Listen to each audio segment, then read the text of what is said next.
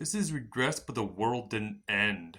Honestly, for a webtoon and for being Webtoon Wednesday, this webtoon alone is very unique because the protagonist, that guy right there, actually came back from a world that basically suffered the apocalypse after aliens invaded our world from a different dimension.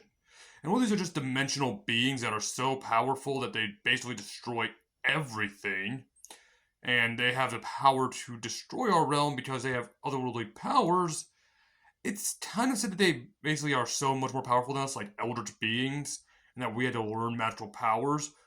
But when the protagonist got sent back in time, it's like a time split happened. So while yes, he regressed, the world didn't end. Because in timeline B, the world didn't end whatsoever.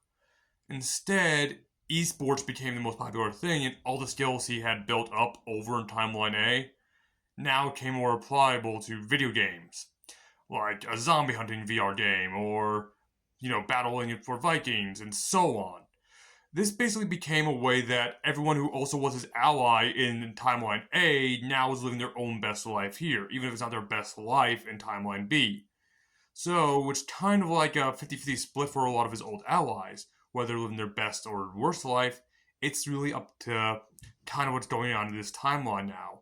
This timeline B is sort of the current timeline of the story, where timeline A, while possibly still existing, is seen as non-existent.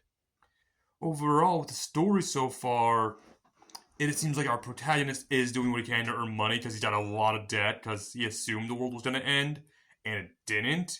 So he's trying to earn that money back, and he's putting all his skills to use in these game tournaments. As we kind of see, he's got skills for days. He knows how to fight with whatever he's got. Basically, a master of none, jack of all trades.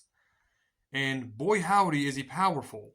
While not having magic, it's kind of a cool twist on a regression story where instead of it just being like, I know how to handle the apocalypse since I went through it before, he doesn't have to deal with the apocalypse. He just has to deal with your typical day stuff of being a gamer.